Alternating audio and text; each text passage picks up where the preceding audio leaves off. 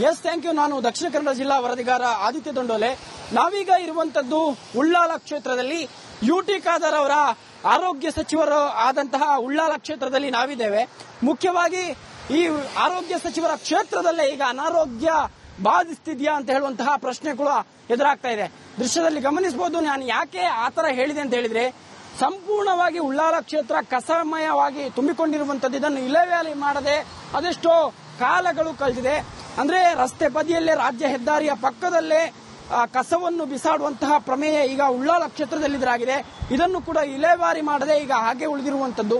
ಇದು ನಿನ್ನೆ ಮೊನ್ನೆಯ ಕಸಗಳಲ್ಲ, ಬದಲಾಗಿ ಕಳೆದ 2-3 ತಿಂಗಳಿಂದ, ಇಲ್ಲಿ ಕಳೆದ 1 ವರ್ಷದಿಂದ ಅಂತಾನೆ ಹೇಳ್ಬೋದು, ಅಂದ್ರೆ ಕಸವನ್ನು ನಿರಂತರವಾಗಿ ಈ ಭಾಗದಲ್ಲಿ ಬಿಸಾಡ್ತಾ ಇದ್ದಾರೆ. ಆದ್ರೂ ಕೂಡ ಇದಕ್ಕೆ ಅಧಿಕಾರಿಗಳಾಗಿರ್ಬೋದು, ಹೀಗೆ ಸಂಬಂಧಪಟ್ಟಂತವರಾಗಿರ್ಬೋದು, ಯಾರು ಕೂಡ ಜವಾಬ್ದಾರಿಗಳನ್ನು ತಗೊಳ್ತಾ ಇಲ್ಲ. ಬದಲಾಗಿ ದೊಡ್ಡ ದೊಡ್ಡ ಬೋರ್ಡ್ಗಳನ್ನು ಅಳವಡಿಸ್ತಾರೆ. ಆ ಬೋರ್ಡ್ನ ಪಕ್ಕದಲ್ಲೇ ರಾಶಿ ರಾಶಿ ಕಸಗಳು ತುಂಬಿಕೊಂಡಿದೆ. ಯುಟಿ ಖಾದರ್ ಅವರ ಬೋರ್ಡ್ ಒಂದು ಕಡೆ ಆದ್ರೆ, ಒಂದು ಕಡೆ ರಾಶಿ ರಾಶಿ ಕಸಗಳು. ಇದು ಇಡೀ ಉಳ್ಳಾಲ ಕ್ಷೇತ್ರದಲ್ಲೇ ಈ ಕಸಮಯ ತುಂಬಿಕೊಂಡಿರುವಂತದ್ದು. ಜೊತೆಗೆ ಉಳ್ಳಾಲದ ಪ್ರಸಿದ್ಧ ಉಳ್ಳಾಲ ಕಡಲ ಕಿನಾರೆಯ ಮುಂಭಾಗದಲ್ಲೇ ಕಸದ ರಾಶಿಯೂ ಕೂಡ ಇರುವಂತದ್ದು. ಈ ಹಿನ್ನೆಲೆಯಲ್ಲಿ ಇದು ಇಡೀ ಉಳ್ಳಾಲ ಕ್ಷೇತ್ರ ಅನಾರೋಗ್ಯಕ್ಕೆ ತುತ್ತಾಗ್ತದ ಅಂತ ಹೇಳುವಂತಹ ಒಂದು ಪ್ರಶ್ನೆಗಳು ಕೂಡ ಮೂಡ್ತದೆ. ಇದರಿಂದಾಗಿ ರೋಗ ರುಜಿನಗಳು ಕೂಡ ಸಂಖ್ಯೆ ಹೆಚ್ಚಾಗುವಂತಹ ಸಾಧ್ಯತೆಗಳಿದೆ.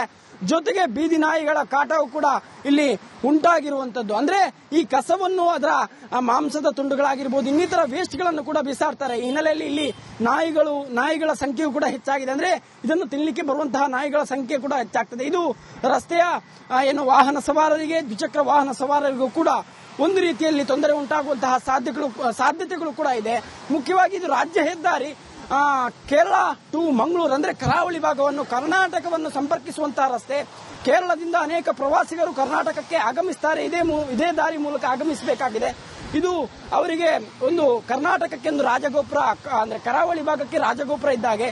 ಈ ರಾಜಗೋಪುರವನ್ನು ಪ್ರವೇಶ ಮಾಡಿದಂತೆ, ಕರ್ನಾಟಕವನ್ನು ಪ್ರವೇಶ ಮಾಡಿದಂತಹ ಸಂದರ್ಭದಲ್ಲಿ ಇಂತಹ ಕಸದ ರಾಶಿ ಎದುರಾದ್ರೆ ಕರ್ನಾಟಕದ ಪರಿಸ್ಥಿತಿ ಅಥವಾ ಕರಾವಳಿಗರ ಪರಿಸ್ಥಿತಿ ಏನು ಅಂತ ಹೇಳುವಂತದ್ದು ಸ್ಪಷ್ಟವಾಗಿ ಗೋಚರವಾಗ್ತದೆ. ಈ ಬಗ್ಗೆ ಮಾತಾಡಲಿಕ್ಕೆ ನಮ್ಮ ಜೊತೆ ಸ್ಥಳೀಯರು ಕೂಡ ಇರುವಂತದ್ದು. ಮೇಡಮ್, ಈಗ ಉಳ್ಳಾಲ ಭಾಗಕ್ಕೆ ಏನಾಗಿದೆ? ಯುಟಿ ಖಾದರ್ ಆರೋಗ್ಯ ಸಚಿವರು ಈಗ ಆಗಿದ್ದಾರೆ, ಅವರ ಕ್ಷೇತ್ರದಲ್ಲೇ ಇಂತಹ ಪರಿಸ್ಥಿತಿ ಎದುರಾಗಿದೆ. ಇಡೀ ಉಳ್ಳಾಲದಲ್ಲಿ ಕಸದ ರಾಶಿ ತುಂಬಿಕೊಂಡಿರುವಂತದ್ದು. ಈ ಬಗ್ಗೆ ಹೇಳೋದಾದ್ರೆ ಏನ್ ಹೇಳ್ತೀರಿ? ಈಗಾಗಲೇ ತಾವೆಲ್ಲರೂ ನೋಡಿದ್ದೀರಿ ಇಲ್ಲಿನ ಅವಸ್ಥೆ. ಇದು ಕೇವಲ ಇಲ್ಲಿ ಮಾತ್ರ ಅಲ್ಲ, ಉಳ್ಳಾಲ ಕ್ಷೇತ್ರದಲ್ಲೇ ಇದೆ. ಇವತ್ತು ಆರೋಗ್ಯ ಸಚಿವರ ಕ್ಷೇತ್ರದಲ್ಲಿ ಅನಾರೋಗ್ಯದ ವ್ಯವಸ್ಥೆ ಅಂತ ಹೇಳ್ಬೋದು. ಮುಖ್ಯವಾಗಿ ಏನಂತ ಹೇಳಿದ್ರೆ, ಇದು ಕೇವಲ ಉಳ್ಳಾಲ ಕ್ಷೇತ್ರದಲ್ಲಿ ಮಾತ್ರ, ಇಲ್ಲಿ ಮಾತ್ರ ಅಲ್ಲ, ಈ ನೇತ್ರಾವತಿಯ ತಟದಲ್ಲಿ ಮಾತ್ರ ಅಲ್ಲ, ಇದು ಉಳ್ಳಾಲ ಕ್ಷೇತ್ರದಲ್ಲಿ ಈ ರೀತಿಯ ಸಮಸ್ಯೆ ಇವತ್ತು ಜನರು ಎದುರಿಸ್ತಾ ಇದ್ದಾರೆ. ಮಾನ್ಯ ನಮ್ಮ ಆರೋಗ್ಯ ಸಚಿವರಾದಂಥ ಯುಟಿ ಖಾದರ್ ಅವರ ಕ್ಷೇತ್ರದಲ್ಲಿ ಸ್ವಚ್ಛ ಉಳ್ಳಾಲ ಅಭಿಯಾನ ಎನ್ನುವಂತಹ ಒಂದು ಅಭಿಯಾನವನ್ನು ನಡೆಸ್ತಾ ಇದ್ದಾರೆ. ಈ ಸ್ವಚ್ಛ ಉಳ್ಳಾಲ ಅಭಿಯಾನದ ವ್ಯವಸ್ಥೆ ಅಡಿಯಲ್ಲಿ ಆ ಮುಖಂಡರ ಕ್ಷೇತ್ರದಲ್ಲಿ ಇವತ್ತು ಸ್ವಚ್ಛತೆಗೆ ಆದ್ಯತೆ ನೀಡ್ತಾ ಇಲ್ಲ. ಚರಂಡಿಯ ವ್ಯವಸ್ಥೆ ಇಲ್ಲ. ಇವತ್ತು ಮಳೆ ನೀರು ಎಲ್ಲಿಗೆ ಹೋಗ್ಬೇಕು ಅಂತಲೇ ಇಲ್ಲ. ಮಳೆ ನೀರು ರಸ್ತೆಯಲ್ಲಿ ತುಂಬಿ ಈ ಕಸಗಳು ಅದರಲ್ಲಿ ತೇಲಾಡುವಂತ ಪರಿಸ್ಥಿತಿ ಬಂದು ಜನರ ಜೀವನ ಇವತ್ತು ಅಸ್ತವ್ಯಸ್ತ ಆಗಿದೆ.